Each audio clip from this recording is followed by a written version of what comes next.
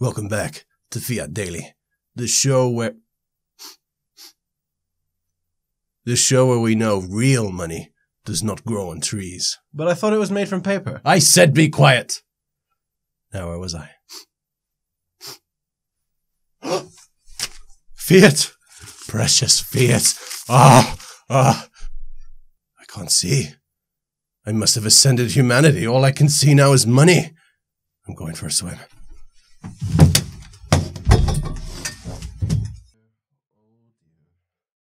Sorry about that, guys. Let's just move on, shall we?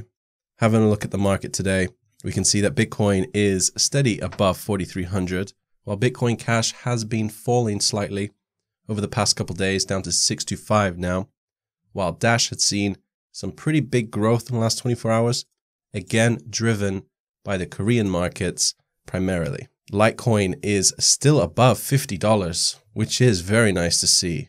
And Monero, or should I say, Monero. Oh, sorry, that was absolutely terrible. Lots of gains for Monero in the past 24 hours. Most of the volume, though, coming from Poloniex.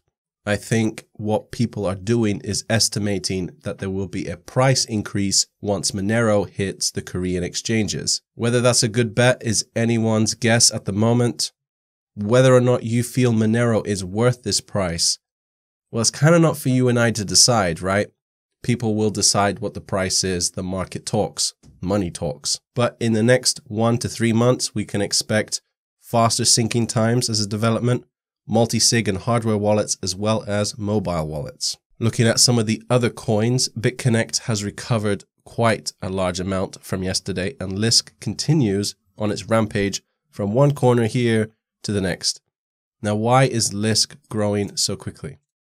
Well, essentially people, I guess, aren't wanting to miss out, but eventually it becomes that it just grows so big that people just notice the fact that it's growing and they just buy into it simply because it's growing. Now, this phenomena draws parallels to the housing market in LA. If you have a look at this picture, you can see that consumer confidence in buying houses was quite high when the price for houses was rising. As soon as prices got cheaper for houses, people lost trust in buying them, and then it works its way up again.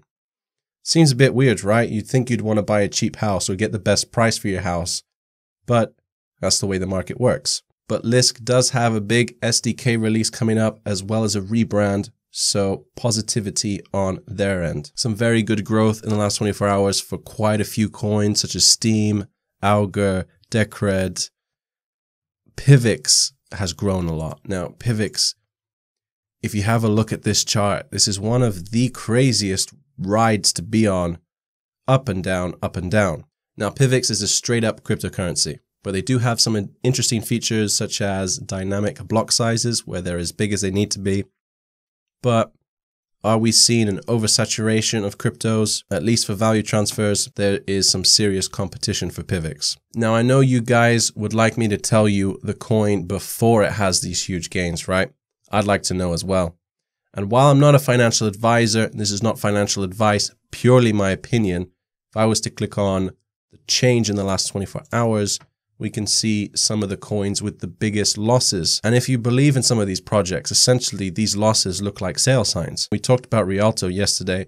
Do know about Vertasium. District 0x has been on the fall for a very long time. At least for the past 6 or so days, it has seen immense losses.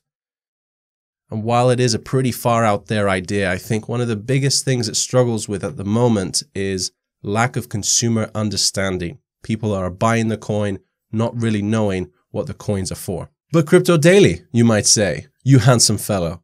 Surely no one's going to buy a coin if they don't know what it's for.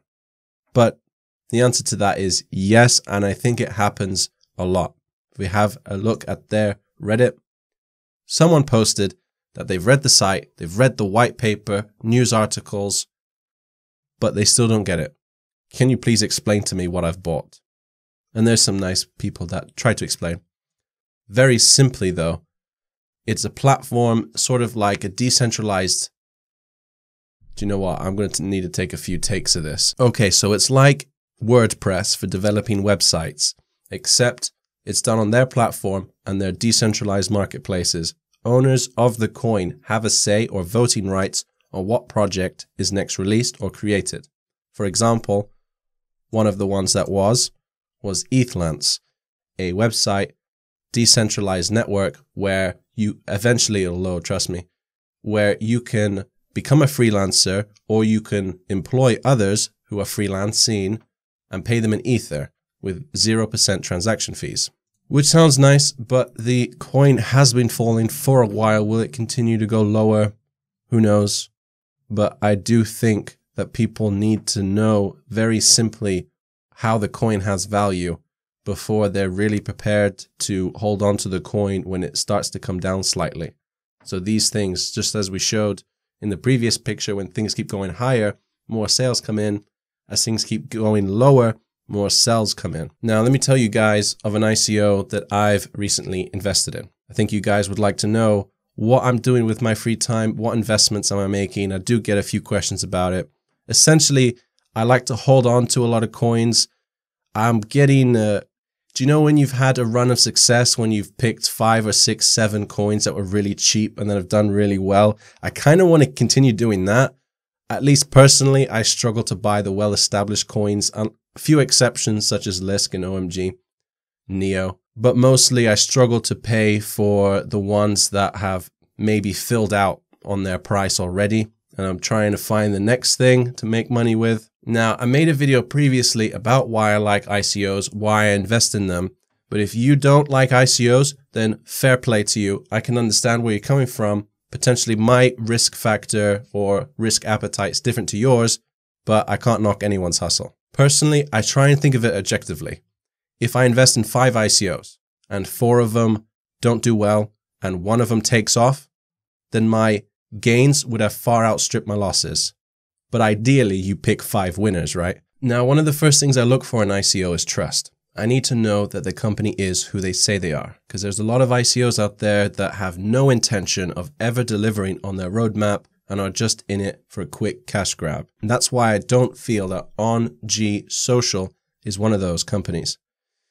As you can see on this website, they have a working platform already. It's social media, and you are incentivized as content creators. You get paid for your work, and those who combat fake news are also rewarded. It looks a lot like Steemit. In fact, you could even say it's already better. The premise is quite similar, but with a more active development team, at least at the moment, Steemit seems to be floundering with a lack of updates and people are getting a little bit confused at the lack of growth, myself included. But I'm not going to waste any more of our time discussing it. Essentially, I want to force you to do your own research. I don't want anyone investing in it simply because I did. Who knows what's going to happen in the future? Should you lose all of your money? Hopefully not. I've invested in it, so I'm hoping that we're all going to get rich. But essentially, please do your own research. Find other resources, other opinions. Make sure it's something that you're comfortable in parting with your hard-earned Bitcoins for, or your hard sat-on Bitcoins, depending. And on to the news. BitPay clarifies what they meant when they released a statement saying people should upgrade to BTC1. And I did talk about that in a previous video. They clarified their statement and saying that they don't want to have any disruption on the network. They will follow the majority hash power. They did not mean to cause confusion, but they do point the finger at Bitcoin core developers saying they don't support SegWit 2x or the doubling of the block size base limit in November. They do state that miners are signaling for it and they want to support it. I think there'll be growing controversy over this as we get closer to November. I think we'll get some very polarizing opinions on whether or not the base block size limit should be doubled. And off the back of yesterday's great news of Vietnam legalizing or recognizing Bitcoin in the country, South Africans do the 180 and say too risky. And I kind of can understand that, at least for the moment. I think they're missing out, but essentially imagine being a merchant and you're trying to sell bread and milk using Bitcoin or millibits, but the price changes every single day. And milk today is 10% more expensive than it was 2 days ago. That's not really great for consumers. That situation can't really happen because it won't be accepted. Essentially, prices would need to be updated on a live basis, so you couldn't put price labels on things unless they were digitized. This is a problem that I think which will continue until Bitcoin hits the trillions of dollars market cap, which I think it potentially could. If it continues on its same path that it is, that's where it's headed. Once Bitcoin hits that huge market cap, it will have stability similar to fiat, in which it doesn't matter if a whale sells millions because there's so much, just kind of like a blanket, just absorbs it. And there was this interesting post entitled, "In the early 90s, my parents bought and hooked up a dial-up modem. It cost about 20 cents per minute to be online, and it took forever for images and pages to load." Maybe you can remember those days. He likens that to Bitcoin today. And I agree with that somewhat, although I think right now we're in like the 56K days and we're about to go to modem. But it is true that blockchain technology is still emerging. We haven't yet begun to realize the full utility of it and what could come out of it. And history could definitely be repeating itself here, with the internet evolving into what we know it as today, taking many, many years after initial adoption to get there. All right, guys, thank you for watching. I do appreciate your time. I do appreciate your view. Thank you. And I will see you in the next one. 1 fiat, 2 fiat, 3 fiat, 4. Maybe I should get into Bitcoin if I want some more. Just joking.